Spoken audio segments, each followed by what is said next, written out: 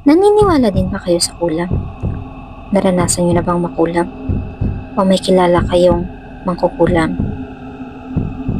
Noon, hindi talaga ako naniniwala sa kulam. Pero para sa akin, puro kwento lang ang matatanda ito. Pero nagbago ang lahat ng mangyari ito sa pamilya namin. Bago natin ipagpatuloy ang kwento, mag-like at subscribe.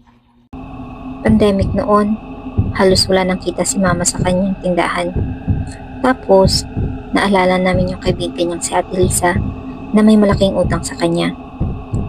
5 taon na ang lumipas mula nang manghiram ito sa kanya. Pinuntahan namin siya para makiusap kahit hulugan na lang sana.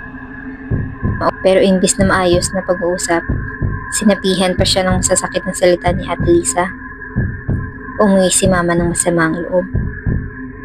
Kalipas ng ilang araw, nagsimulang sumakit ang tiyan ni mama.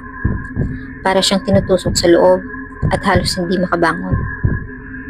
Dinala namin siya sa ospital, pero sabi ng doktor, okay lahat ng kanyang resulta.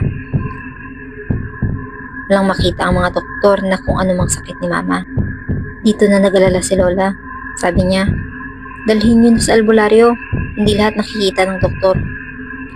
Pumunta kami sa kilalang albularyo sa kabilang baryo lang.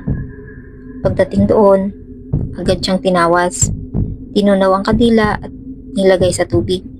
Tumitigas yung kadila, unti-unting lumitaw ang hugis ng isang babae. Napatitig kaming lahat, kamukhang kamukha ni Ate Lisa. Nako, may laking galit sa kanya. Pwede ko itong tanggalin, pwede ko rin itong ibalik sa gumawa. Kayo ang pipili. Yun yung sabi ng albularyo sa amin. Sabi naman ni Mama, wag na, alisin na lang, ayaw kong gumanti. Binigyan siya ng langis na may dasal at pinayuhang maglagay ng asin sa paanan ng kama. Ilang araw lang, gumaan ang pakiramdam niya at bumalik ang gana sa pagkain at muling nakalakad. Bumalik sa normal yung buhay namin, pero hindi na nagpapansinan si Mama at si Ate Lisa.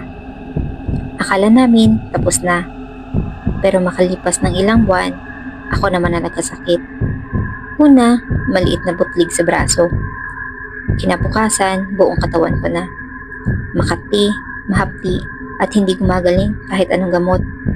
Pumunta din ako sa derma, nagpa-skin test, pero wala talaga siyang makita.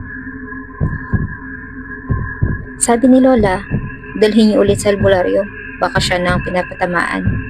Dinala ko nila Mama sa parehong albularyo. Pagpatawa sa akin, lumabas ulit ang mukha ni Ate Lisa. Sabi ng albularyo, siya pa rin ang may gawa.